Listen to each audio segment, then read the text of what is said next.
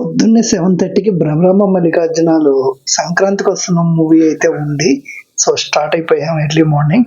చూశారు కదా హైదరాబాద్ రోడ్లన్నీ ఎంత విశాలంగా ఉన్నాయో, చాలా ఖాళీగా ఉన్నాయి.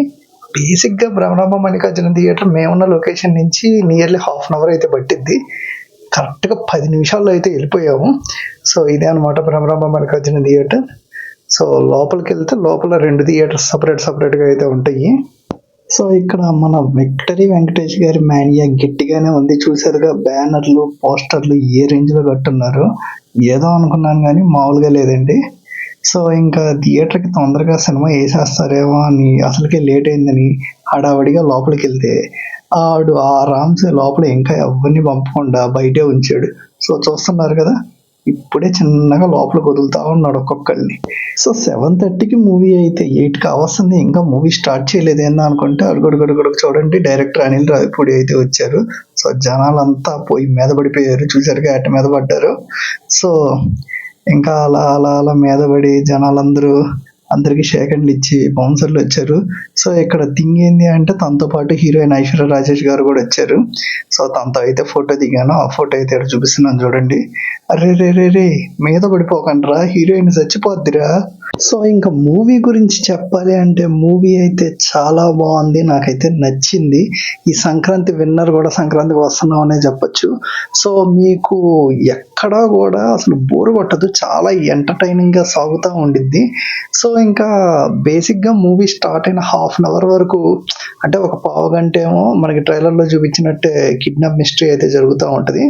And after that introduction, Venkatesh వాళ్ళ వైఫ్ వాళ్ళ ఫ్యామిలీ, ఆ ఇంట్రడక్షన్స్ అన్నీ జరుగుతూ ఉంటాయి. హాఫ్ అన్ అవర్ వరకు ఏదో సాగుతుందంటే సాగుతుంది అన్నట్టుగా ఉండిద్ది. ఇంకా హాఫ్ అన్ అవర్ దాటిపోయిన తర్వాత ఎంటర్టైన్మెంట్ స్టార్ట్ అయింది నాయన. మామూలుగా ఉండదు అసలు, ఫుల్ ఎంజాయ్ చేస్తారు.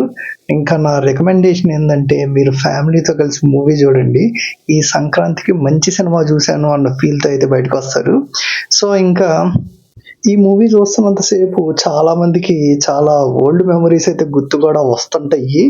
సో అటు సైడ్ లవర్ని, ఇటు సైడ్ వైఫ్ని బ్యాలెన్సింగ్ చేస్తూ ఉన్న సీన్స్, సో ఇవన్నీ అయితే చాలా మందికి కొంచెం టచ్ అవుతున్నట్టు ఉంటాయి. అండ్ లాస్ట్లో ఇచ్చే కంక్లూజన్స్ ఇవి కూడా వెంకటేష్ చెప్పడం చాలా బాగా, ఒక పక్క కామెడీగా ఉంటూనే ఇంకో పక్క అవును లాజిక్కే కదా అన్నట్టుగా అనిపిస్తుంది. సో మూవీకి మిడిల్లో ఒక ఎమోషనల్ సీన్ అయితే ఉంటుంది. సో దానికి సంబంధించి అసలు దాన్ని మర్చిపోతాం మనం, దానికి సంబంధించి లాస్ట్లో కంక్లూజన్ అయితే ఇస్తారు. సో నేను మూవీ ఫస్ట్ హాఫ్ చూసినప్పుడు అసలు ఈ ఎమోషనల్ సీన్ ఇక్కడ అవసరమా అనుకున్నాను, కానీ దానికి లాస్ట్లో కంక్లూజన్ ఇవ్వడం చాలా బాగా అనిపించింది. సో ఓవరాల్గా మూవీ అయితే నాకైతే చాలా బాగా నచ్చింది. సో ఇక్కడైతే నార్మల్ రేట్లే పెట్టారు, మీకు కూడా నార్మల్ రేట్లే పెట్టుంటారు అనుకుంటున్నాను. ఖచ్చితంగా ఫ్యామిలీతో అయితే వెళ్ళి చూడండి. సంక్రాంతికి మీ ఫ్యామిలీకి మంచి సినిమా చూపించినట్టు ఉంటుంది, మీ ఫ్యామిలీతో కలిసి మీరు సినిమా చూసినట్టు ఉంటుంది. సో ఇది గైస్ సంక్రాంతికి వస్తున్న మూవీ గురించి అయితే. ఈ మూవీ మీరు చూసుంటే మీకు ఎలా అనిపించింది అనేది కింద కామెంట్ చేయండి.